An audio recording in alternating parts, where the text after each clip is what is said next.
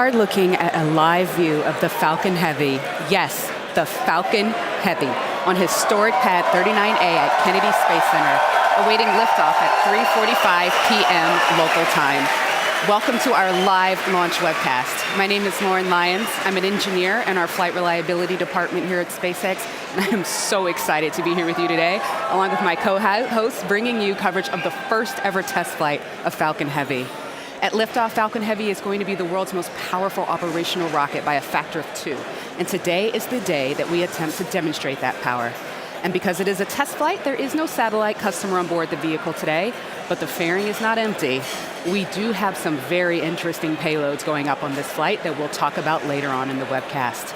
We'll also walk you through the mission profile because this ain't your typical Falcon launch. We've got 28 engines, 3 boosters, 3 separation events, 3 landing attempts, and there's going to be a lot of activity happening all at once. So this test flight is bound to be exciting one way or another.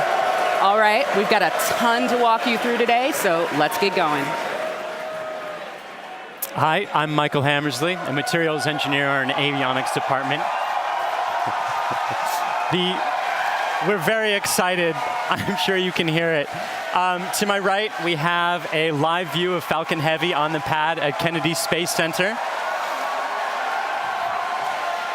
Falcon Heavy is essentially 3 Falcon 9 rockets all strapped together, which means it can carry much larger payloads not only to Earth orbit, but to the Moon and Mars as well. So like Falcon 9, Falcon Heavy is a 2-stage launch vehicle. The big difference is that the first stage in Falcon Heavy is comprised of 3 cores, while Falcon 9 has only 1. Now, each one of these 3 cores has 9 M1D engines, making for a total of 27 engines overall.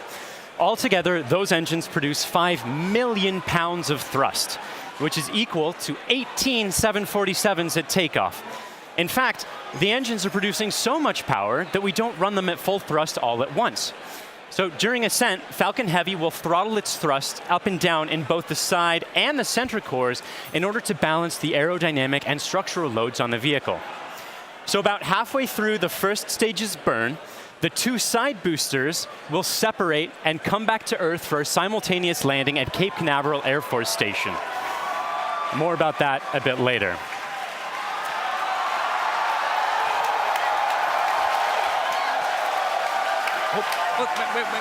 Wait. At that point, the mission proceeds very much like a standard Falcon 9 flight. The center core will keep on firing for another minute to burn all of its fuel, and it will perform a standard stage separation from the second stage on top. This second stage, with the fairing right at the very top there, the second stage is exactly the same as any other Falcon 9 flight, except we've loaded a bit more helium onto it this time. Now, that second stage will be sending our payload way out into a Mars-crossing orbit, which we'll also get into a bit later. But all in all, with a successful launch, Falcon Heavy is going to be the largest and most powerful operational rocket in the world. We're very excited to be launching it today. Let's check in on exactly how it's doing. Good afternoon. I'm John Innsbrucker, the Falcon Principal Integration Engineer at SpaceX. We're currently at T-minus 17 minutes, 40 seconds and counting down.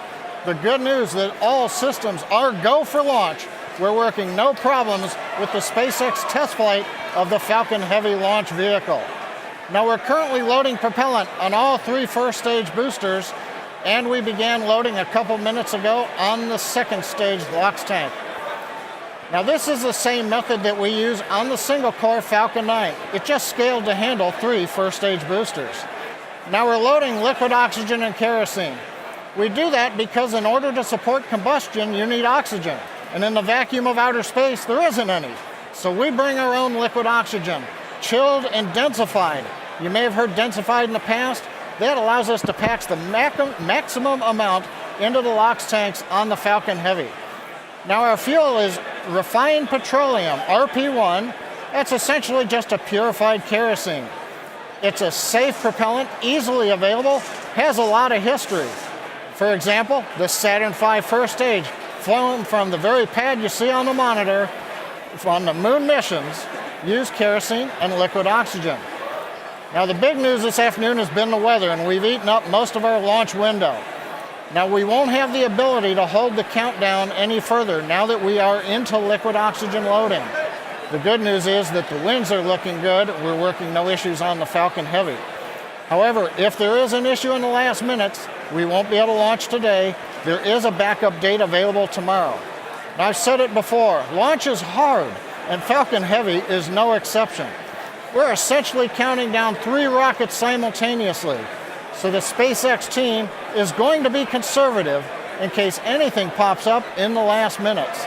But as the energy and the enthusiasm from the team gathering below me outside of Mission Control Center X is growing, we are go at T-minus 15 minutes and 40 seconds and counting. My name is Brian, and I'm part of the software team here, and I'm standing just outside Mission Control as the crowd gathers behind me. We're all anxiously awaiting this very first test flight of Falcon Heavy. Now today, SpaceX has over 6,000 employees in locations across the country, but it wasn't always like that. Now when SpaceX was first founded in 2002, it was just a small group of engineers who believed that they could reduce the cost of exploring space, but had never actually built a rocket themselves. Now Falcon 1 was the first rocket we developed, and it was pretty small relative to Falcon 9 and Falcon Heavy. While the Falcon Heavy on the right of your screen is over 230 feet tall, Falcon 1 stood only about 70 feet tall and could only carry about a half a ton to orbit. However, despite its small size, Falcon 1 served a very large purpose. It was our roadmap to using modern technologies to engineer a vehicle that was not just more reliable, but was less expensive than alternatives. Now, we had 3 test flights of the Falcon 1 before we found success. But on that 4th Falcon 1 flight, it became the first privately developed liquid-fueled rocket to reach Earth orbit. Now fast forward to today, and SpaceX has had 49 successful rocket launches. We have recovered 21 first stages, and we have reflown 6 of those. We have had 14 Dragon launches and have successfully reused the spacecraft as well. Now our next step on this journey is just minutes from now when we'll attempt the first test flight of our heavy lift launch vehicle. Now there have been many challenges along this long road, and it has not been easy, but no matter what happens today, it has all been worth it. Now one of the many challenges we're hoping to overcome with this test flight is the recovery of all 3 cores of the Falcon Heavy first stage. Although we have demonstrated success with the recovery of a single core, 3 is on a whole nother level. So let's check in with Michael to get an overview of what that story may look like. At SpaceX, our primary goal is to enable people to live on other planets, most notably Mars. But it's hard to do this without dramatically lowering the cost of access to space. And the best way to accomplish that is to reuse as much of the rocket as possible. So we've been successful at landing and reusing Falcon 9 rockets for over 2 years now. And Falcon Heavy aims to continue this trend of reusability. So today, we'll be attempting to recover all 3 of the first stage cores by using both of our landing methods, by land and by sea. So the side boosters have actually been used before on missions TICOM 8 and CRS 9. And at the time of booster separation, during ascent, the side cores will still be going slowly enough to turn around. So it makes sense to return them to Cape. They'll be executing a 3-burn maneuver to get them back to landing zones 1 and 2 and Cape Canaveral Air Force Station. You may have heard of landing zone 1. Landing zone 2 is an identical landing pad right next to it for Falcon Heavy landings. The center core will be going too fast to efficiently return it to Cape Canaveral Air Force Station. So we're going to use the autonomous spaceport drone ship to catch it about 300 miles off the Florida coast. It will also be executing 3 burns to get there. So if all goes well after launch, we'll have 3 first stage cores back on Earth, 2 for the second time, and a wealth of data for perfecting airplane-like operation in the future. So countdown is still proceeding nominally. So let's check in again on how Falcon Heavy is doing. We just passed T-minus 12 minutes in the countdown of the test flight of Falcon Heavy. Fuel is completely loaded on the second stage. The first stage is also loaded with fuel, except for a small top-off that'll happen between T-minus 7 minutes and T-minus 6 minutes. Our major activity now is loading liquid oxygen on the boosters and the second stage. Liquid oxygen propellant loading on the first stages will end between T-minus 4 minutes and T-minus 3 minutes. Liquid oxygen loading on the second stage is the last one to finish, ending by T-minus 2 minutes. Now, in addition to loading propellant, the team is preparing to perform their final checks of the Merlin engines. will begin chill-in of the Merlin engine turbopumps with liquid oxygen as typical at T-minus 7 minutes like we do on Falcon 9 flights. We'll also be verifying valves and using the thrust vector control actuators to move the engines to verify the actuators are working correctly. As we get to T-minus 4 minutes, the clamp on the top of the strung back will open.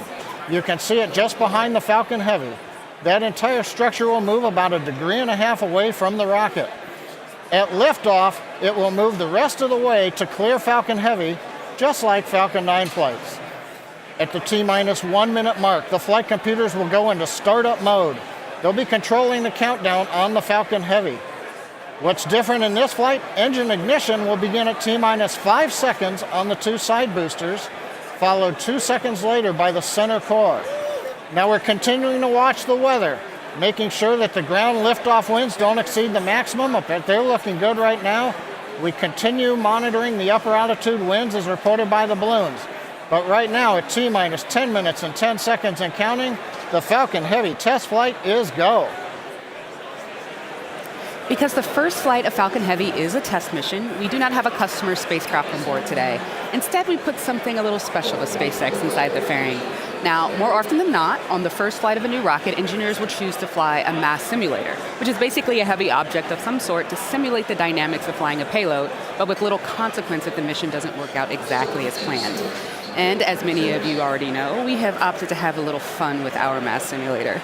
Stacked inside the fairing is Elon's cherry red Tesla Roadster, and inside of it, a passenger. His name is Starman, but don't worry, he's not human. But he is donning the SpaceX-designed spacesuit that our human astronauts will be wearing on Crew Dragon. And if all goes well today, we hope to get some live views of it as it makes its way into space. Now, in addition to the Roadster, you might also catch a glimpse of a smaller passenger, which is a tiny little Hot Wheel Roadster carrying a tiny little Starman, which is a little Easter egg for today's mission, so keep your eyes peeled for that. But those are not the only payloads we're flying today. Secured inside the Roadster is another really special passenger called an ARC. An ARC is a 5D laser optical quartz storage device, which is essentially a high-tech, high-data storage unit that can survive in the harsh environment of space. It's built by the ARC Mission Foundation, which is an organization whose purpose is to store libraries of human knowledge and data on these devices and send them off into space with interplanetary travelers, thus preserving human achievements well beyond Earth. On the ARC that's being launched today, the Foundation has stored Isaac Asimov's classic sci-fi series, the Foundation Trilogy, which was the original inspiration for the ARC mission. And given that making humanity a multiplanetary species is the core purpose of SpaceX, launching an ARC on this mission just seemed fitting.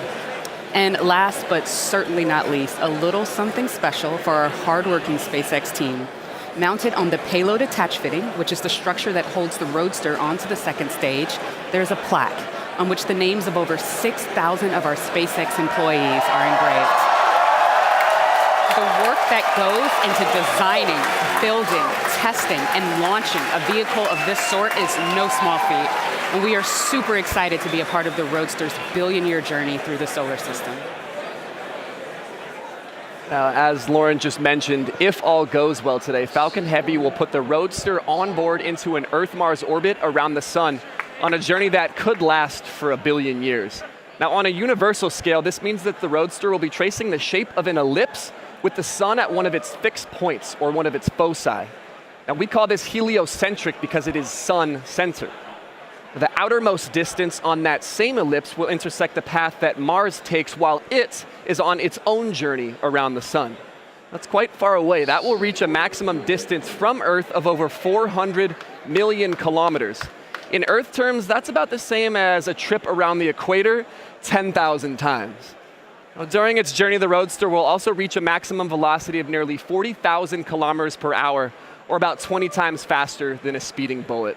Now, as we said, it should stay up in orbit around the sun for about 1 billion years, and it's a very long, exciting road ahead, and we are thrilled to be able to take the first steps on that journey just 5 minutes from now.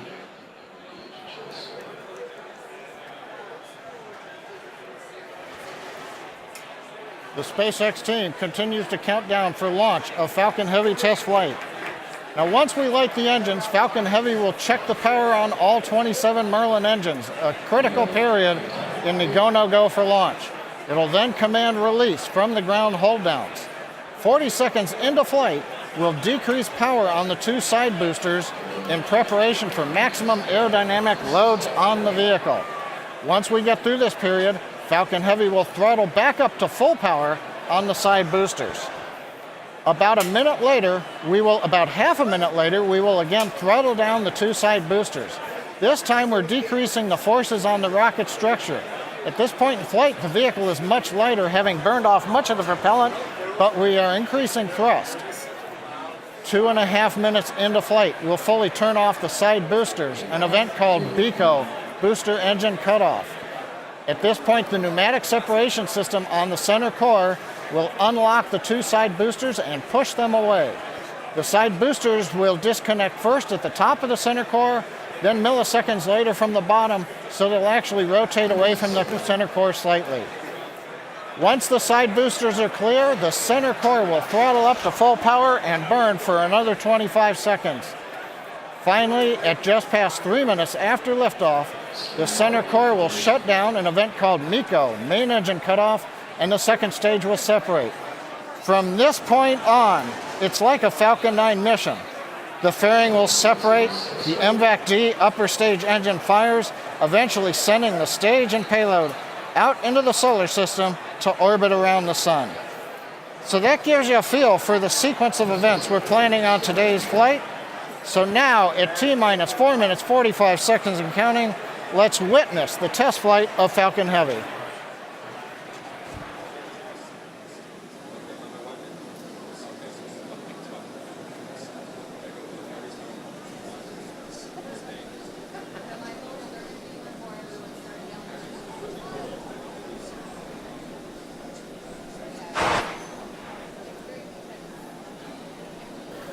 MVAC and A1D fuel bleed is started.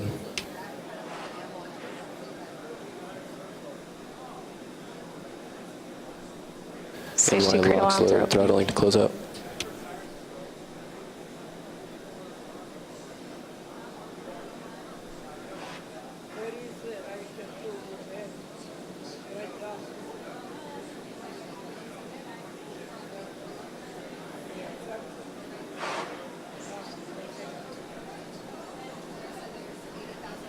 NY lock load complete.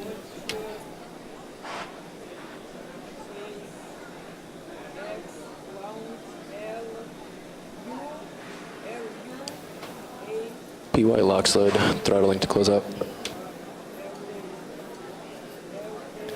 PY lock load complete.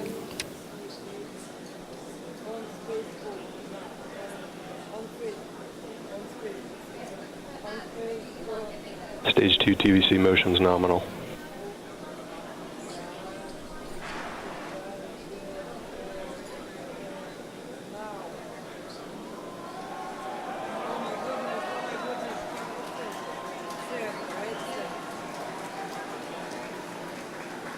BOGO bleed verification.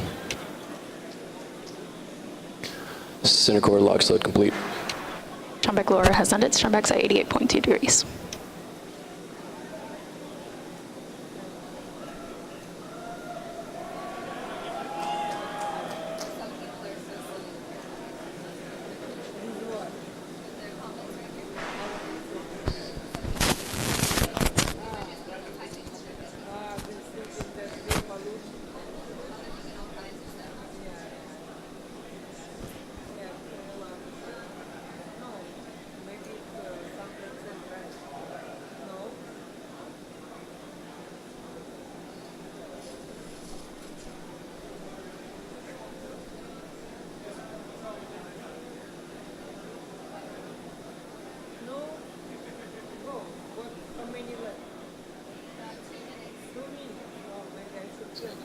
Stage 2 locks load complete. Falcon Heavy prop load is complete.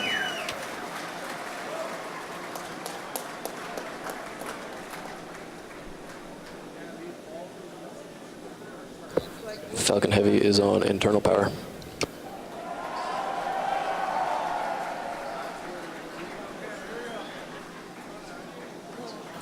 Vehicles in self-align.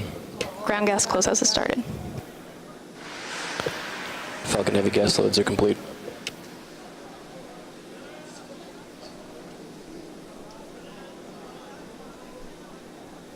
M1D fuel bleed complete.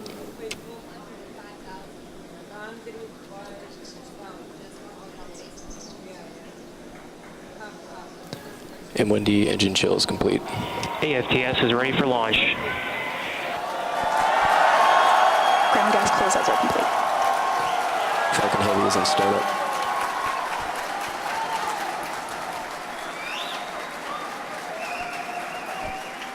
Stage 2 pressing for flight.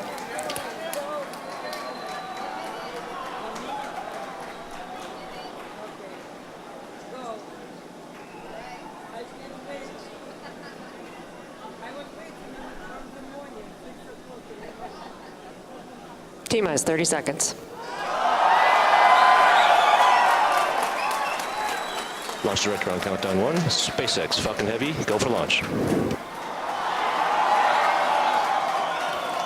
Falcon Heavy is configured for flight. T-minus 15, standby for terminal count. 10, 9, 8, Side booster ignition. 6, 5, 4, 3, 2, 0. Ignition. Falcon Heavy.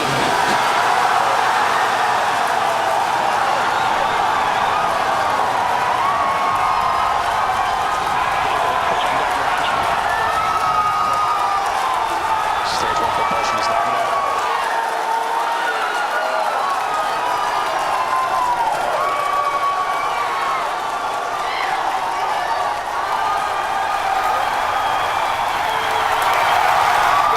T-plus 30 seconds, if you can hear me over the cheering. Falcon Heavy heading to space on our test flight. Building on the history of Saturn V Apollo, returning pad 39A to interplanetary missions. We're getting ready to throttle down for max Q.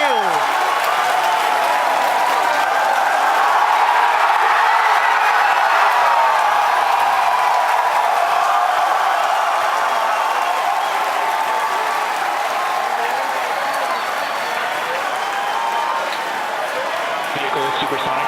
You've heard the call out. Vehicle is supersonic.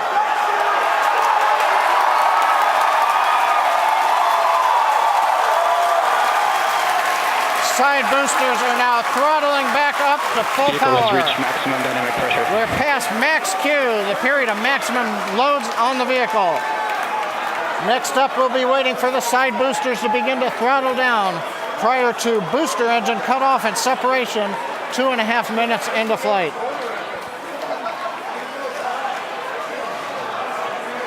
GNC trajectory looks good on the Falcon Heavy.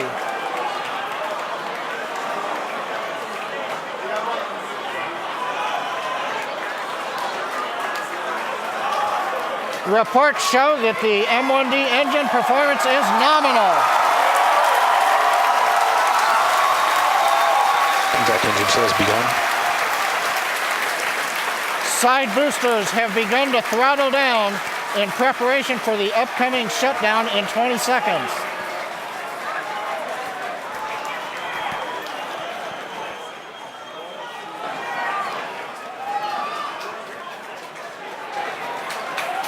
Major event coming up with side booster shutdown and separation.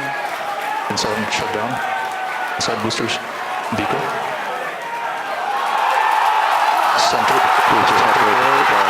We throttling up. S1 keeps going.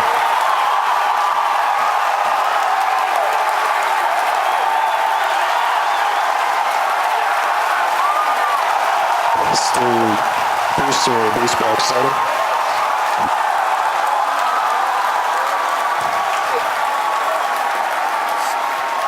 Successful separation. We're coming up on MECO and shutdown.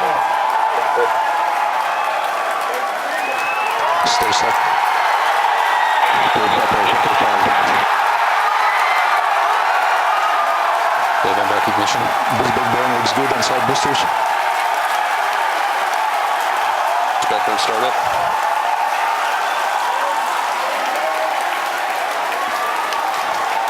Coming up on fairing separation. Center core side engines on power, also look good.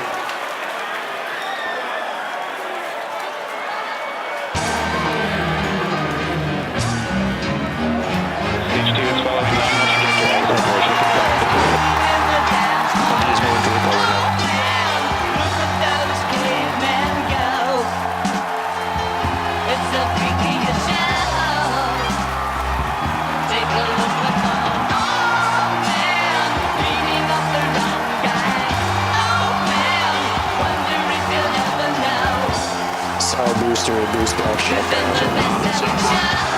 Center core boost back burn shut down.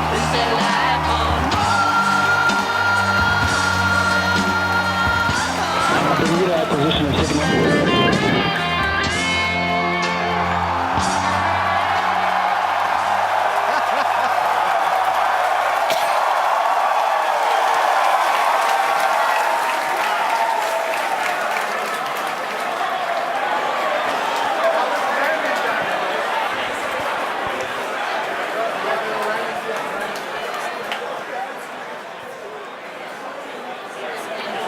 Wow.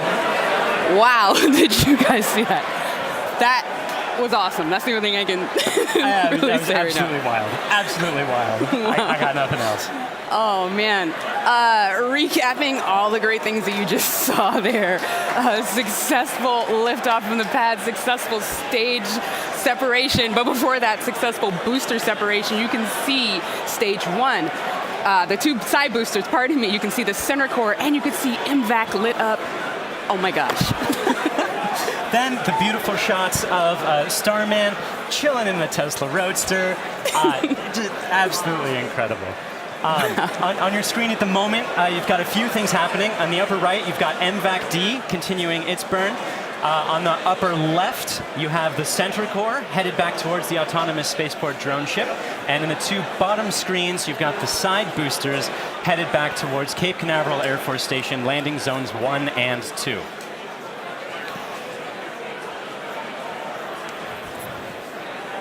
The next step coming up for the side boosters and the center booster is the re-entry burn. That's going to slow it down from, or slow all the boosters down from way faster than the speed of sound to just faster than the speed of sound in order to reduce some of those aerodynamic forces and heating that occurs when you're moving that quickly through the atmosphere.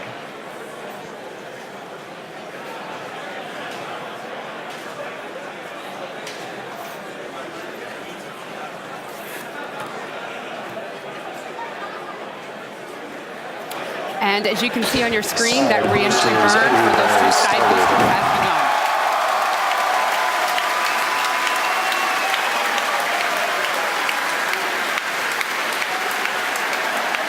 Side boosters entry burn shut down. Side core entry burn target.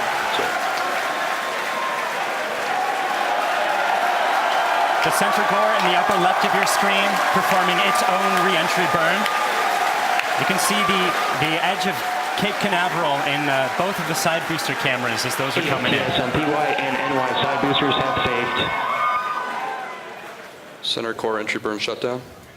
And even though those look very similar, those two boosters' views, those are actually representing different boosters. And they're heading towards Earth. They're about to begin their landing burns. We'll hopefully be able to bring you nice footage of that. Both side boosters transonic. And watch for the landing lights deploy at the tail end of that landing burn.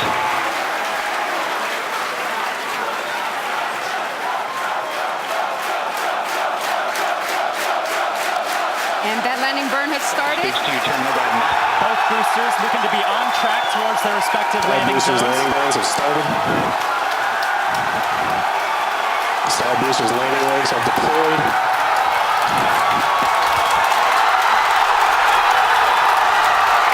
And the Falcons have landed. LZ1, LZ2, both side boosters have touchdown. Landing operators move on to 11 by 1 recovery 1 and recovery 2. And coming up very shortly, the center core will be attempting its landing on the autonomous spaceport drone ship. You may also be hearing the second engine cut off. Oh, check on your screen. Sometimes this footage goes out when it approaches the drone ship and the heavy vibrations make it lose signal. We're crossing our fingers that's not the case right now. Stage 2, nominal parking orbit insertion. So it looks like that landing is happening at the moment. We have lost signal. We're hoping that signal comes back shortly. Oh, man. Yeah, as Michael mentioned earlier with the vibrations of the rocket and how it shakes up the cameras that are on the drone ship, sometimes we do lose signal or shakes up the antennas.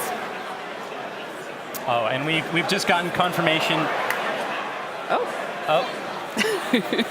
We're waiting to hear what happens, and so we're listening in, and we're still waiting to hear. We'll let you know as soon as we find out. You'll know.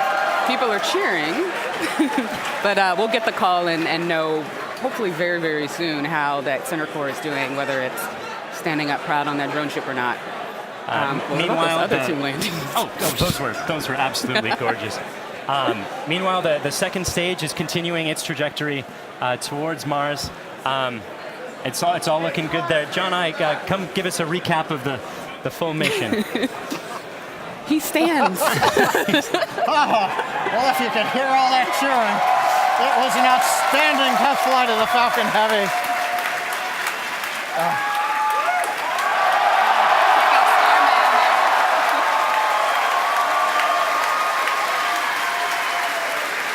Cameras cycling right now, live views coming down from low Earth orbit. The second stage successfully got there, and it got there as the culmination of a great Falcon Heavy test flight. We lit 27 engines, throttled the boosters up and down. We separated the side boosters. They came back spectacular, simultaneous landing. The center core did its job. The second stage did it. Everything that you could want in a test flight, we got here. Now we're just looking for the icing on the cake to find out what happened on the drone show. But all in all, an outstanding test flight for Falcon Heavy.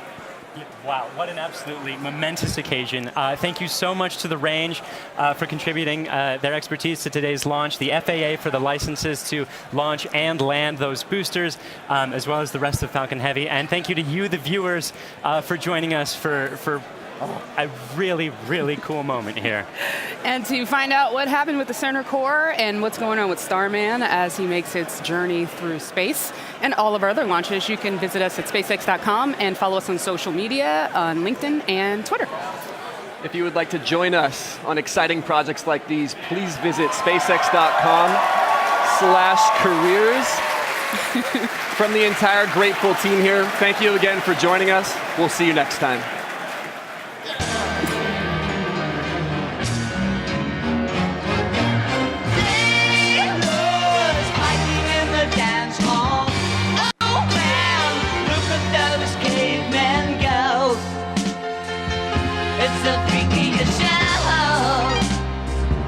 Take a look at the old man beating up the wrong guy. Oh man, wonder if you'll ever know. Who's in the best-selling show? Is there life on Mars?